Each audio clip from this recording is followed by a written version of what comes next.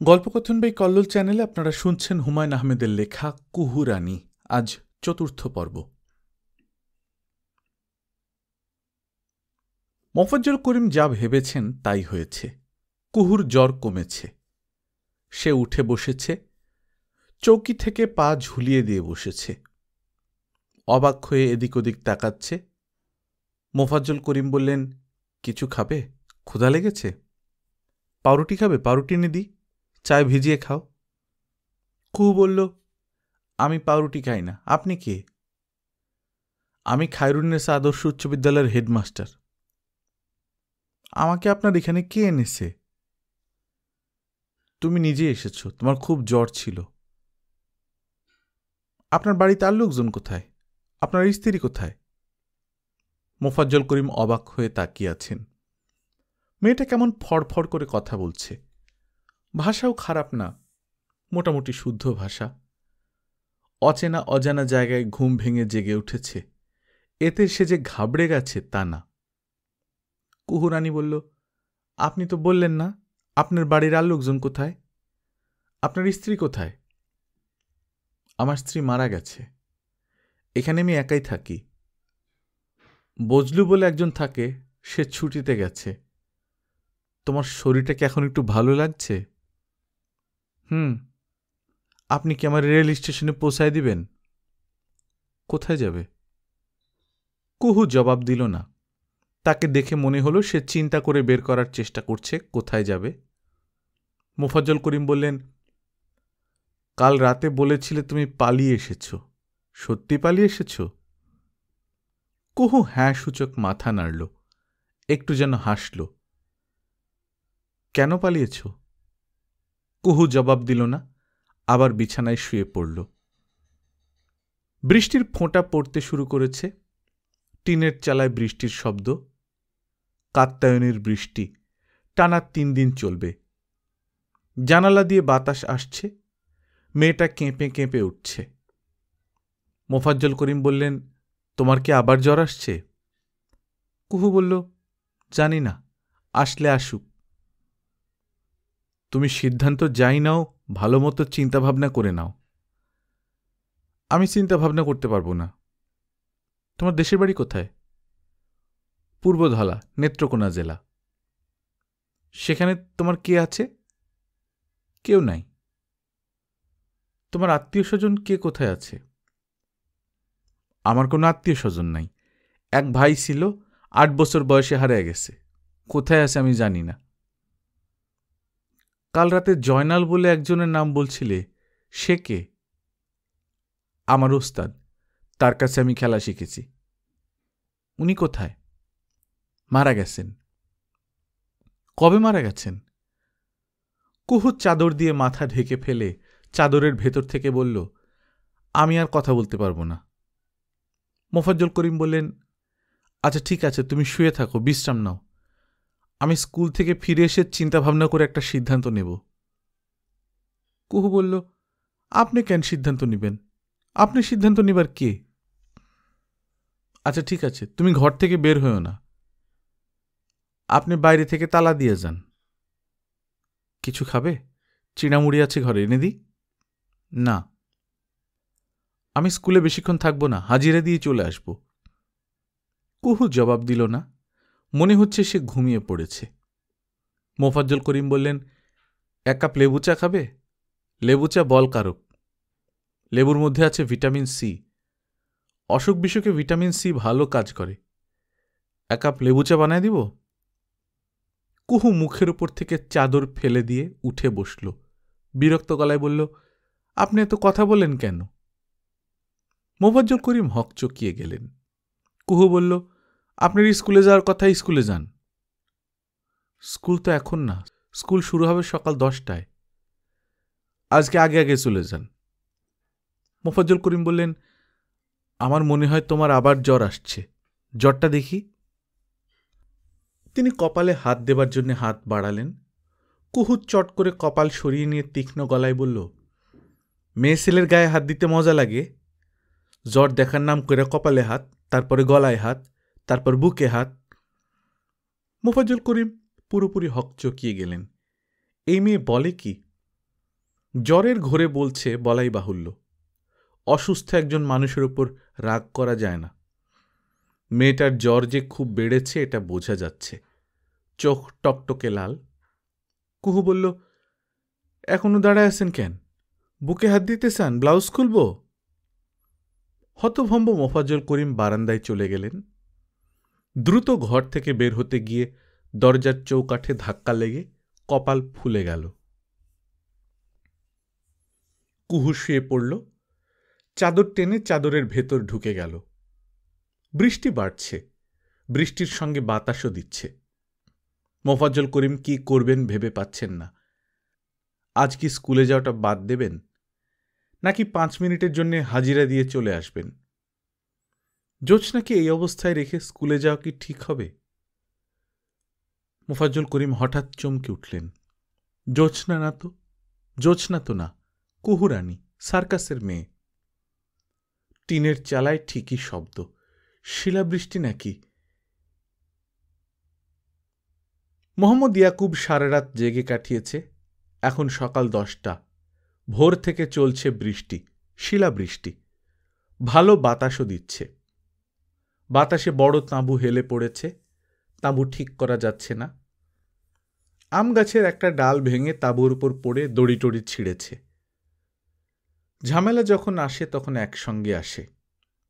হাতির বাচ্চা অসুস্থ, খাওয়া দাওয়া বন্ধ করেছে। যেহেতু বাচ্চা অসুস্থ, মা হাতি মাথা খারাপের মতো আচরণ করছে। কাউকে কাছে ভিড়তে দিচ্ছে না। মা হাতির পা শিকল দিয়ে বাঁধা। সে পায়ের শিকল ছিঁড়তে চেষ্টা করছে। হাতির মাহুত চিন্তিত। দুর্বল শিকল। হাতি যদি মনে করে শিকল ছিঁড়বে, তাহলে ছিঁড়বেই। বাচ্চার চিন্তায় অস্থির হাতি কি করে তার নেই ঠিক। বছর 2 আগে এই হাতি ক্ষেপে গিয়ে একটা 8 বছরের মেয়েকে মেরে ফেলেছিল। বিরাট ঝামেলা হয়েছিল। ঝামেলা মেটাতে 70-75 হাজার টাকা খরচ হয়েছিল। থানার স্টাফকেই দিতে হয়েছে 45,000। ইয়াকুবের ধারণা ছিল কুহুর খোঁজ রাতের মধ্যেই বের করে ফেলবে। গায়ে জ্বর নিয়ে এই মেয়ে বেশি দূর যেতে পারার কথা না। তবে আগেরবার যখন পালিয়েছিল তখন গায়ে জ্বর নিয়েই পালিয়েছিল। 2 মাইল হেঁটে রেল স্টেশনে চলে গিয়েছিল। তাকে সেখান থেকে ধরে আনা হয়েছিল। এখানকার রেল স্টেশন 6 কিলোমিটার দূরে। সেখানে লোক পাঠানো হয়েছে, তাকে পাওয়া যায়নি। বাস স্ট্যান্ড অবশ্য কাছে, 1 কিলোমিটার। রাত 12টার পর এখান থেকে বাস যায় না। সেখানেও খোঁজ করা হয়েছে। বাজারে 3টা হোটেল আছে, এর মধ্যে একটাই চালু। হোটেলে সে ওঠেনি। খাল পার হলে শালবন। বনে জঙ্গলে লুকিয়ে থাকার সম্ভাবনা ক্ষীণ। তারপরেও লোক পাঠানো হয়েছে। কুহুর যাওয়ার কোনো জায়গা নেই। এটাও একটা বড় সমস্যা। যার কোথাও যাওয়ার জায়গা নেই তাকে খুঁজে বেড়ানো কঠিন। সে যে কোনো জায়গায় যেতে পারে। পালিয়ে যাওয়ার কাজটা কুহু পরিকল্পনা করে করেছে বলেও মনে হচ্ছে না। কুহুর সুটকেস এবং ট্রাঙ্ক খোলা হয়েছে। ট্রাঙ্কে 1 জোড়া সোনার দুল এবং একটা চেইন পাওয়া গেছে। যে পালিয়ে যাবে সে দুল এবং চেইন ফেলে রেখে যাবে না। কোনো মেয়ে এই কাজ করবে না। ইয়াকুব সকালে নাস্তা খায়নি, কয়েক কাপ শুধু চা খেয়েছে। তবে একটার পর একটা সিগারেট খেয়ে যাচ্ছে। খালি পেটে অতিরিক্ত চা সিগারেট খাওয়ায় বমি ভাব হচ্ছে। যেভাবে বৃষ্টি হচ্ছে, রাতের শো বন্ধ করা ছাড়া উপায় নেই। একটা শো নষ্ট হওয়া মানে 4-5 হাজার টাকা নষ্ট। হাতির বাচ্চার জন্য পশু ডাক্তারকে খবর দেয়া হয়েছে। সে কত টাকা চাইবে কে জানে। ইয়াকুব হাতির বাচ্চার অবস্থা দেখার জন্য যখন উঠল, তখনই মঞ্জু এসে 2টা খবর দিল। প্রথম খবর, নয়াপাড়া থানার ওসি সাহেব এসেছেন। দ্বিতীয় খবর, ফজর ওয়াক্তে একটা বোরকা পরা মেয়েকে মাছঘাটা থেকে নৌকায় উঠতে দেখা গেছে। মেয়েটার হাতে ছিল কাপড়ের পুঁটলি। মেয়েটার চেহারার বর্ণনা থেকে মনে হয় কুহু। ইয়াকুব বলল, ওসি সাহেব কেন এসেছেন? আমরা তো থানায় খবর দিই নাই। ওসি সাহেব আগেই উপস্থিত। মজনু বলল, হাজি মফিজ ব্যাপারী খবর দিয়েছেন। তাকে খবর দিতে কে বলেছে? ওনার কি সমস্যা? ইয়াকুব বিরক্ত মুখে ওসি সাহেবের সঙ্গে দেখা করতে গেল। থানা পুলিশ জিনিস ভালো না। ট্রাকের পেছন থেকে 100 হাত দূরে থাকতে হয়, থানা পুলিশের কাছ থেকে কয়েক হাজার হাত দূরে থাকতে হয়। আপনার নাম ইয়াকুব? জি স্যার। সার্কাস পার্টির ম্যানেজার? জি। আপনাদের একটা মেয়ে হারিয়ে গেছে, থানায় রিপোর্ট করেন নাই কেন? জেনারেল ডায়েরি করাবেন না? জি করাবো, অবশ্যই করাবো। আপনারা 3 দিন পার না হলে মিসিং ধরেন না, মাত্র 12 ঘন্টা পার হয়েছে। ওসি সাহেব বললেন, প্রায়ই রিপোর্ট হয় সার্কাস দলের এই মেয়ে মিসিং, যাত্রা দলে ওই মেয়ে মিসিং, কিছুদিন পরে এদের লাশ ভেসে ওঠে। ইয়াকুব বলল, এইসব কি বলছেন স্যার? যেটা সত্য সেটা সত্যই। আপনি আমার সঙ্গে থানায় চলেন। কি জন্যে? আপনার স্টেটমেন্ট নিব। আপনার সার্কাস দলের সবার স্টেটমেন্ট লাগবে। আচ্ছা, ভালো কথা। কালকে সতী এমদাদ খন্দকার সাহেব ছিলেন? স্যার, আমি এই নামে কাউকে চিনি না, এই অঞ্চলে প্রথম এসেছি। কে ছিলেন না সেটা তো আমার জানার কথা না, আমি তো রোল কল করি নাই। ওসি সাহেব বললেন, অতিরিক্ত চালাক হবার চেষ্টা করবেন না। আমাদের কাছে পাকা খবর আছে, অনেক রাত পর্যন্ত এমদাদ খন্দকার আর তার ট্যান্ডল বরকত আপনার তাঁবুতে ছিল। ও আচ্ছা, এখন মনে পড়েছে, 2 জন ছিলেন। তাদের নাম অবশ্য জানি না। তারা যাওয়ার সময় কুহুরানি মেয়েটাকে বোরকা পরিয়ে সঙ্গে নিয়ে গেছে, এটা কি সত্য? জি না, এটা সত্য না। ভালো করে মনে করেন, অনেক সময় দুশ্চিন্তায় স্মৃতিশক্তি নষ্ট হয়। ওনারা কাউকে সাথে করে নেন নাই। সার্কাসের মেয়ে ওনারা নিবেন কেন? আপনার মেয়েরা ভাড়া খাটে না? এইসব কি বলেন? যেটা সত্য সেটাই বলি, আপনিও দয়া করে সত্য বলবেন। এমদাদ খনকার টাকাওয়ালা লোক বলে ভয় পাবেন না। এমদাদ খনকারের নামে যদি জিডি এন্ট্রি করেন তাহলে আপনার পিছনেও শক্ত লোক থাকবে। হাজি মফিজের নাম শুনেছেন? জি না। আপনি তো মনে হয় দুগ্ধপোষ্য শিশু। চলেন, থানায় চলেন, ঠান্ডা মাথায় ভাবেন। 1000 টাকা সঙ্গে নেন, থানার খরচ আছে। ওসি সাহেব, চা খান, নাস্তা খান? নাস্তা খাবো না, চা খাইতে পারি। চা খেতে খেতেই ওসি সাহেব খন্দকার সাহেবের ট্যান্ডল বরকতকে অ্যারেস্ট করার জন্য কনস্টেবল পাঠালেন। খন্দকার সাহেবকে বাইরে রেখে তার ট্যান্ডল শায়েস্তা করা। ওসি সাহেবকে খুবই আনন্দিত মনে হচ্ছে। আহারে, কি বৃষ্টি, কি বৃষ্টি! মাঝখানে বৃষ্টি কিছুক্ষণের জন্য থেমেছিল। আকাশ মেঘে মেঘে ঢেকে গেছে, বৃষ্টি শুরু হয়েছে, ঝোড়ো বাতাস দিচ্ছে, ভালো দুর্যোগ। মোফাজ্জল করিম দরজার বাইরে দাঁড়িয়ে উঁকি দিলেন। কুহু মেয়েটা ঘুমাচ্ছে। খোলা জানলা দিয়ে বৃষ্টির ছাট আসছে। চাদরের নিচ থেকে মেয়েটার একটা পা বের হয়ে আছে, পায়ে আলতা দেয়া। এই ঘটনাও আশ্চর্যজনক। জোছনাও পায়ে আলতা দিত, আলতা দিলে নাকি পা ভালো থাকে। একদিনের ঘটনা, তিনি উঠানে বসে পরীক্ষার খাতা দেখছেন। জোছনা এসে বসেছে পায়ের কাছে।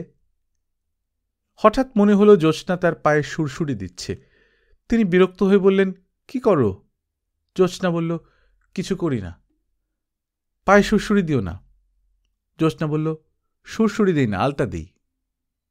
তিনি চমকে উঠে তাকিয়ে দেখেন তার বাম পায়ে জোছনা সুন্দর করে আলতা দিয়ে একটা টান দিয়েছে। তিনি প্রচণ্ড ধমক দিলেন, এইসব কি? এটা কেমন ফাজলামি? সাবান দিয়ে অনেক ডলাডলির পরেও আলতা গেল না। তিনি কয়েকদিন স্কুলে গেলেন পায়ে মোজা পরে। মাওলানা বাসার জিজ্ঞেসও করলেন, গরমের মধ্যে পায়ে মোজা কেন? আহারে, কি সব দিন গিয়েছে! সেই সব দিন আবারও ফিরে আসছে। অবিকল জোছনার মতো একটা মেয়ে আলতা পরা পা বের করে বিছানায় শুয়ে আছে। মুফাজ্জল করিম কয়েকবার কাশলেন। কুহুরানি জেগে উঠল না, আলতা পরা পা একটু নড়লও না।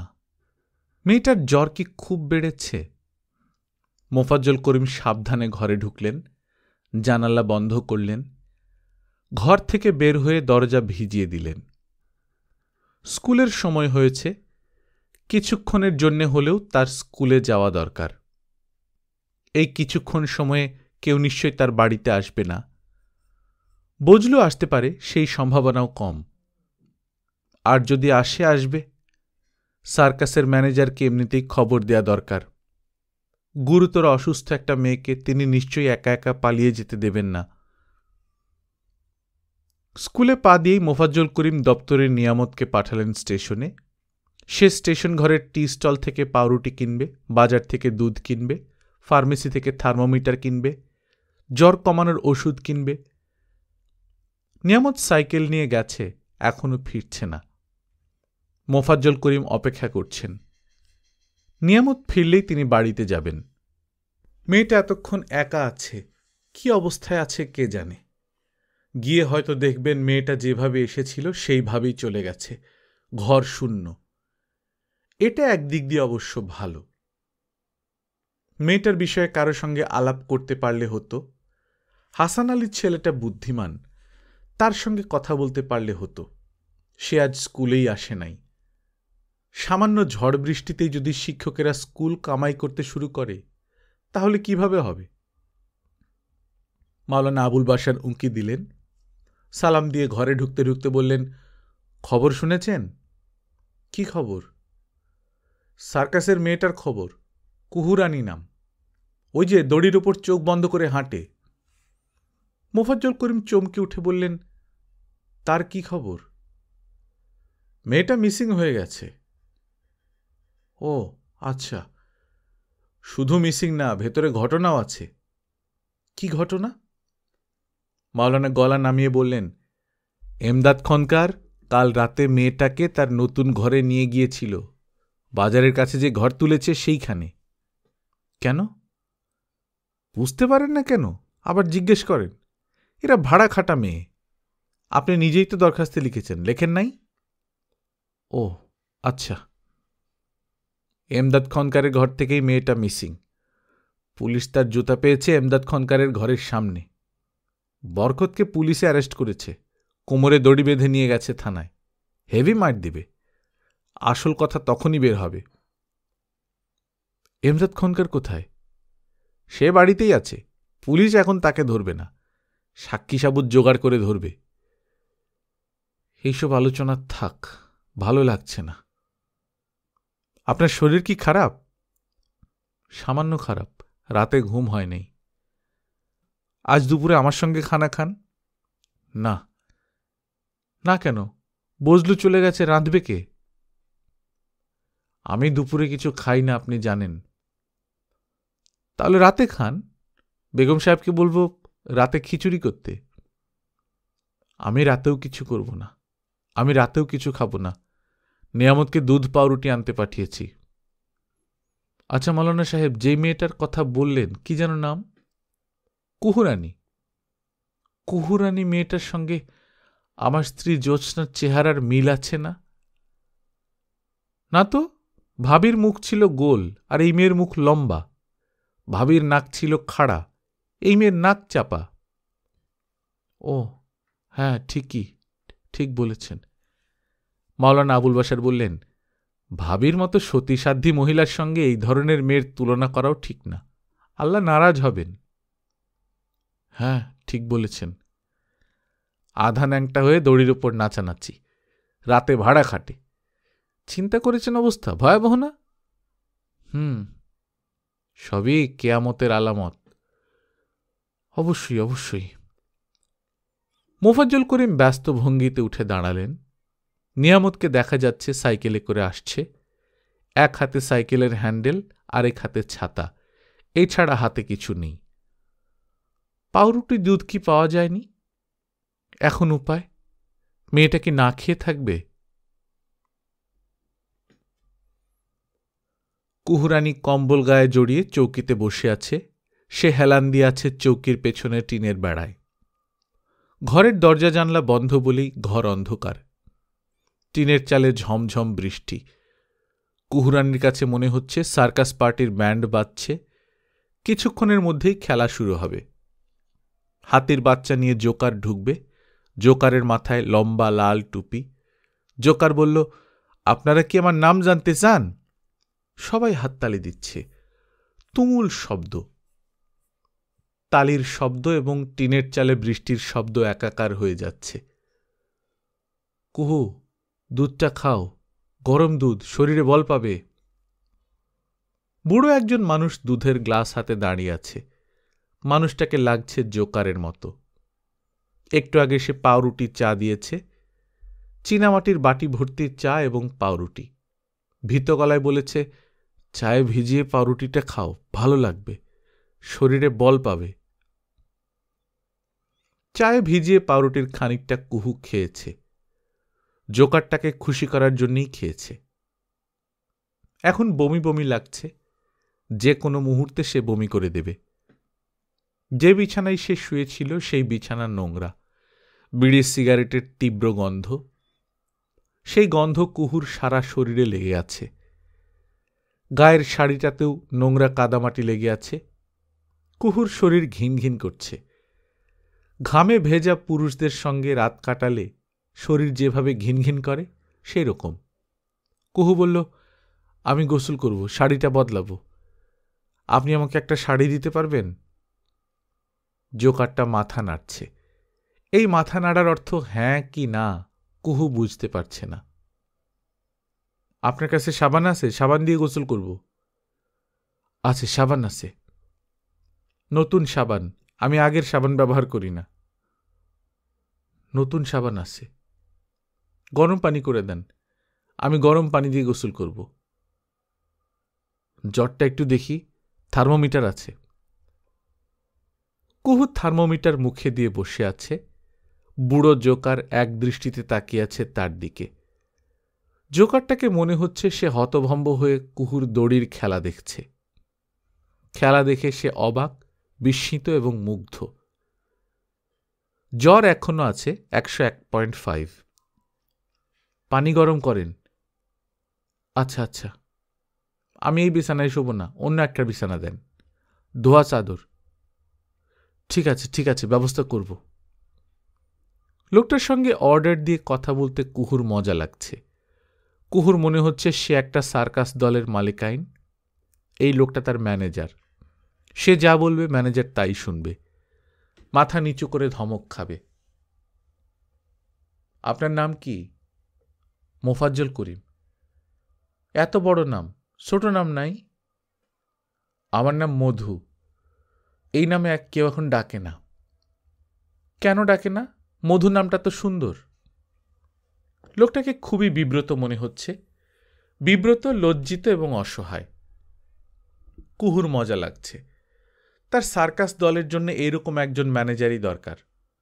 সার্কাস দলের নাম হবে কুহুরানি সার্কাস পার্টি, মধু ম্যানেজার। ম্যানেজারের ভয়ে সবাই অস্থির থাকবে, শুধু তার কাছে ম্যানেজার থাকবে কাঁচুমাচু অবস্থায়। সে ম্যানেজারকে ডাকবে মধুবাবু। জ্যোৎস্না, গোসল এখন করবে? কুহু অবাক হয়ে তাকালো। ম্যানেজার মধুবাবু তাকে জ্যোৎস্না ডাকছে কেন? কুহু বলল, জ্যোৎস্না কে? আমারে জ্যোৎস্না ডাকলেন কেন? ভুলক্রমে ডেকেছি, কিছু মনে নিও না। জ্যোৎস্না কে? আমার স্ত্রীর নাম জ্যোৎস্না, সন্তান প্রসব করতে গিয়ে মারা গেছে। তার একটা ছেলে হয়েছিল, ছেলের নাম মারুফুল করিম। বাড়ির পেছনে তাদের কবর আছে, তুমি তাদের কবরের কাছে বসেছিলে। গোসল কোথায় করব? গোসলখানা আছে? না। সাবান আর শাড়ি আনেন। শাড়ি আপনার স্ত্রীর? হ্যাঁ, ধোয়া শাড়ি, ধুয়ে আলমারিতে তোলা আছে। কুহু ছোট্ট নিঃশ্বাস ফেলে বলল, আমার জ্বরটা একটু দেখা দেন, থার্মোমিটার দিয়ে না, কপালে হাত দিয়ে। মোফাজ্জল করিম কপালে হাত দিলেন, ক্ষীণ গলায় বললেন, জ্বর সামান্য বেড়েছে, গোসল করা ঠিক হবে না। কুহু বলল, ঠিক হোক না হোক আমি গোসল করব, আপনি শাড়ি নিয়ে আসেন। আপনার স্ত্রীর শাড়ি কয়টা? 7-8টা আছে। সব কয়টা নিয়ে আসেন, আমি পছন্দ করে পরব। আচ্ছা। আপনার স্ত্রী কি আপনাকে মধুবাবু ডাকত? না, সে কি ডাকত? লীলার বাবা ডাকত। লীলাটা কে? কেউ না। তার ধারণা ছিল আমাদের প্রথম সন্তানটা হবে মেয়ে, সে তার নাম রাখবে লীলা। এই জন্যই আমাকে লীলার বাবা ডাকত। ঘরে কি আপনার স্ত্রীর কোনো ছবি আছে? আছে। সে যখন ক্লাস 9-এ পড়ত তখন স্টুডিওতে ছবি তুলেছিল। ছবি নিয়ে আসেন, আমি দেখব। মোফাজ্জল করিম ফ্রেমে বাঁধা ছবি নিয়ে এলেন। কুহু আগ্রহ নিয়ে ছবি দেখছে। চুলে বেনি বাঁধা বাচ্চা একটা মেয়ে চেয়ারে বসে আছে। পাশে লম্বা টুলের ওপর ফুলদানি, ফুলদানি ভর্তি গোলাপ ফুল। কুহু বলল, আপনার স্ত্রী খুব সুন্দর। মোফাজ্জল করিম আগ্রহের সঙ্গে বললেন, তোমার সঙ্গে মিল আছে না? কুহু বলল, মিল নাই।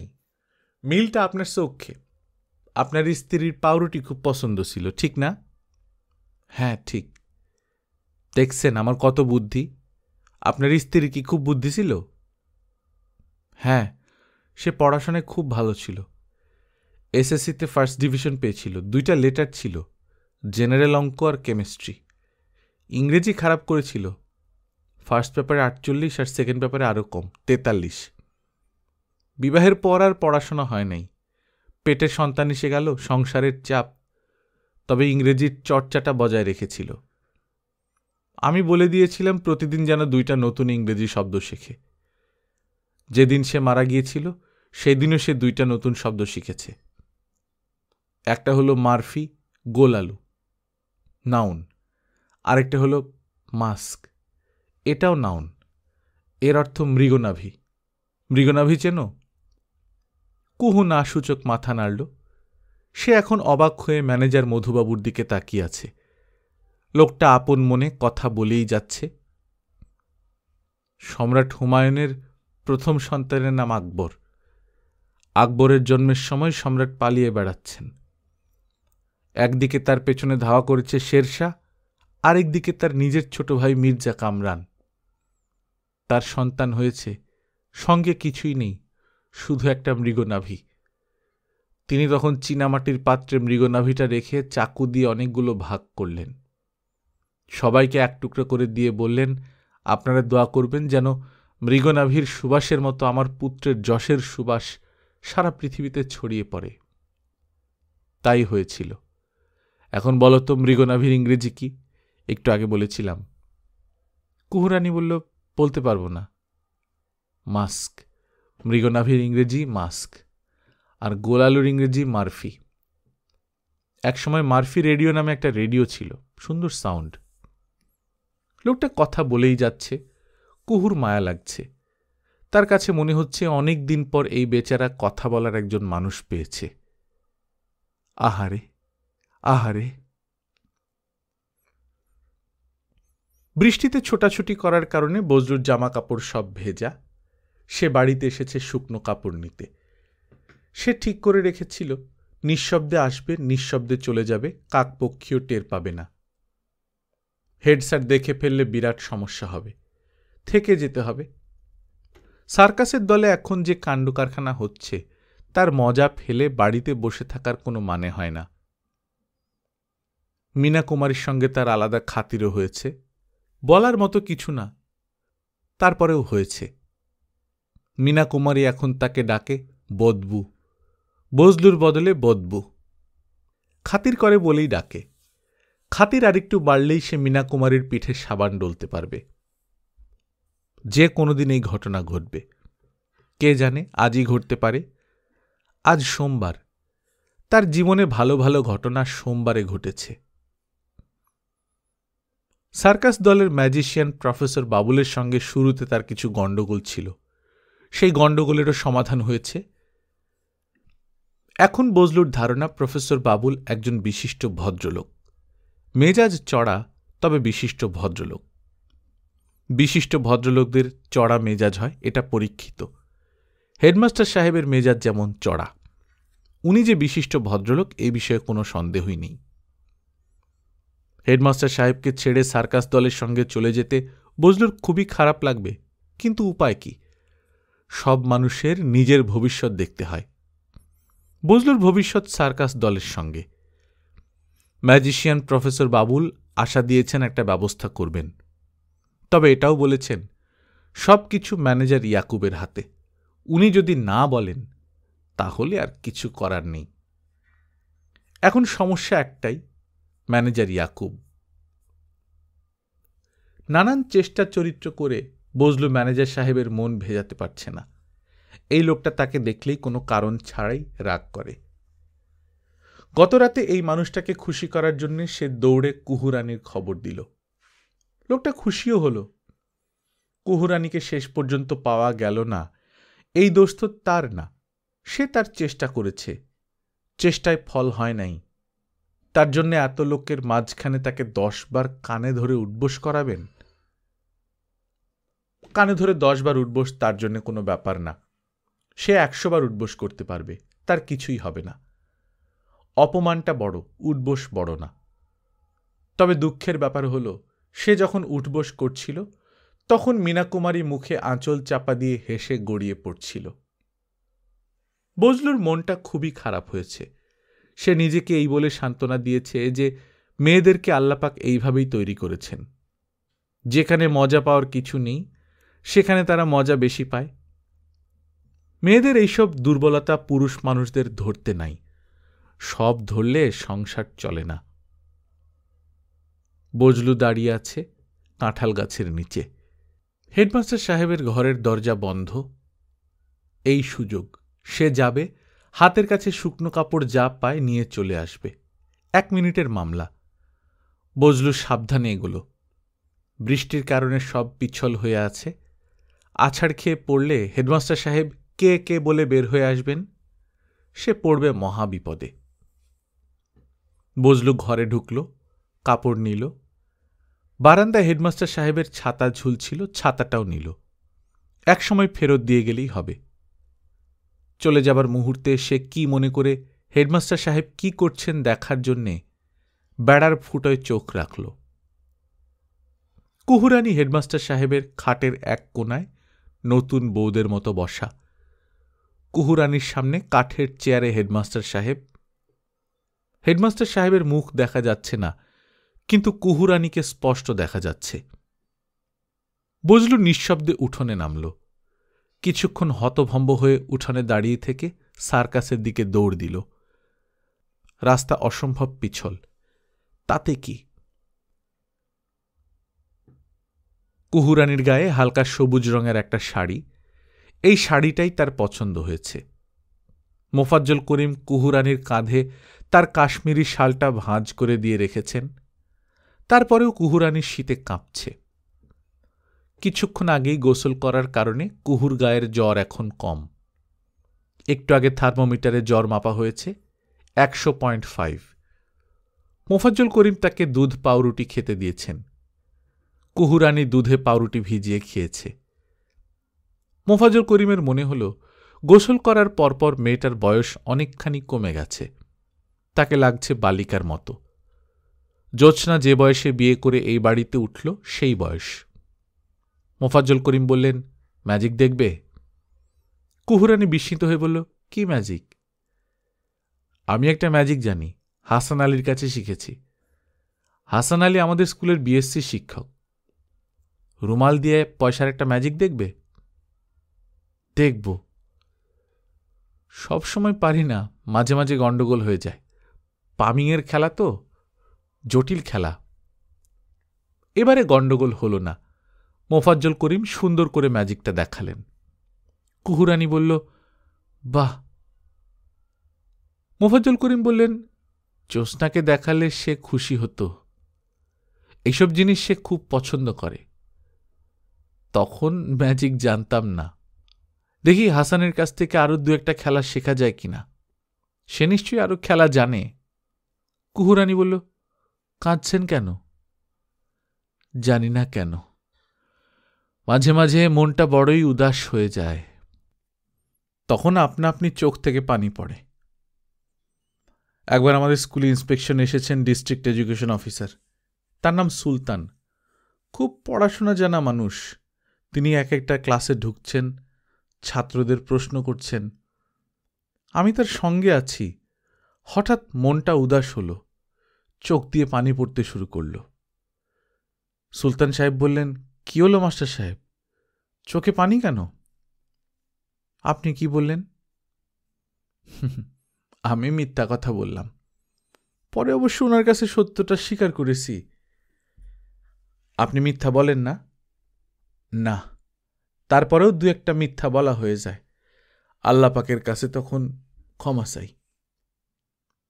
আমি প্রশ্ন করলে আপনি কি সত্য কথা বলবেন? অবশ্যই বলবো। কুহু বলল, আমাকে আপনার খুবই মনে ধরেছে, তাই না? আপনার কাছে মনে হইতেছে আমি আপনার বউ, আমার নাম জ্যোৎস্না রানী, ঠিক না?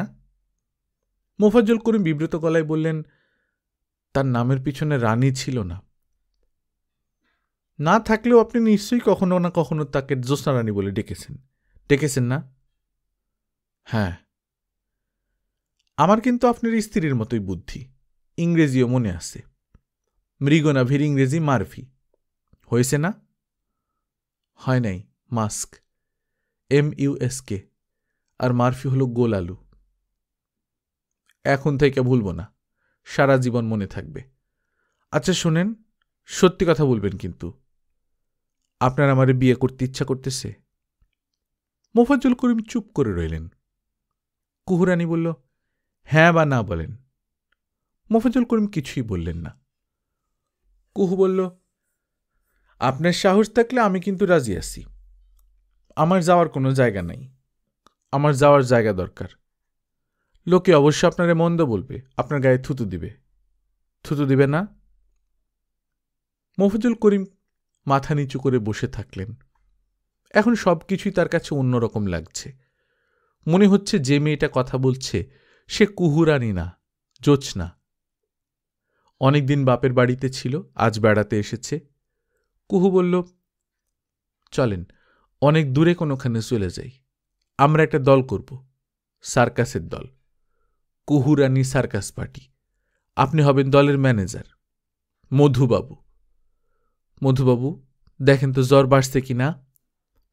মোফাজ্জল করিম জ্বর দেখলেন, জ্বর বাড়ছে, হুহু করে বাড়ছে। মোফাজ্জল করিম বললেন, শুয়ে থাকো। কুহুরানী বাধ্য মেয়ের মতো শুয়ে পড়ল।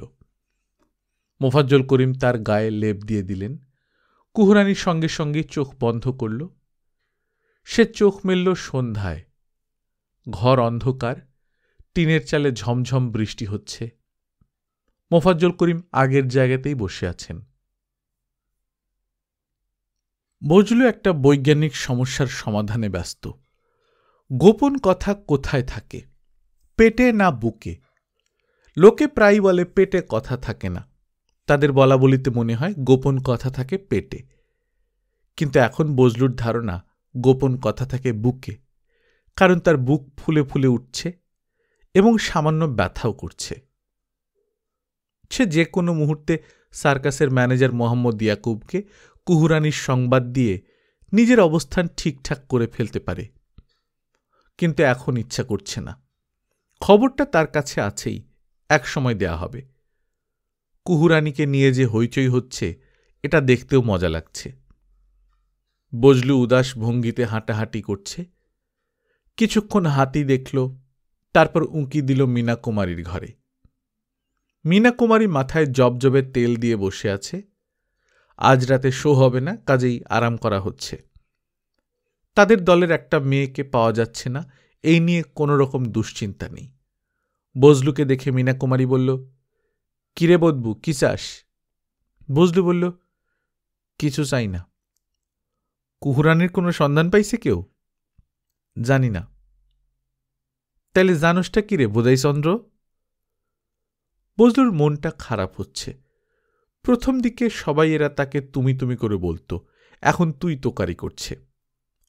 এটা অবশ্য একদিক দিয়ে খারাপও না, অতি আপনা লোকের সাথেই তুই তুই করে মানুষ।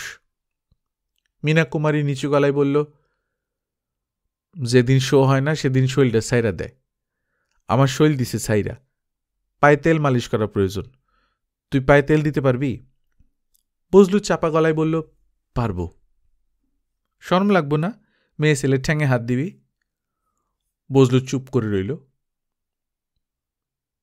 মীনা কুমারী বলল, কিরে কথা কস না কেন? যা তেল গরম করে আন। রসুন দিয়ে তেল গরম করবি, ঠিক আছে? যে ঠিক আছে।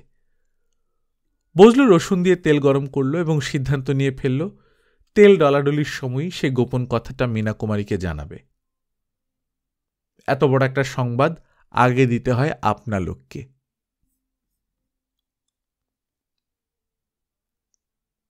গল্পকথন বাই কল্লোল চ্যানেলে আপনারা শুনছেন হুমায়ুন আহমেদের লেখা কুহুরানী, আজ ৪র্থ পর্ব। আমরা নিয়মিত গল্প পাঠ করে শোনাচ্ছি। আপনারা যারা প্রথমবার মতো শুনছেন কাইন্ডলি সাবস্ক্রাইব করে নেবেন। গল্প পাঠ ভালো লাগলে বন্ধুদের সঙ্গে শেয়ার করবেন। নিজে ভালো থাকবেন, আশেপাশের লোকজনকে ভালো রাখবেন। টাটা।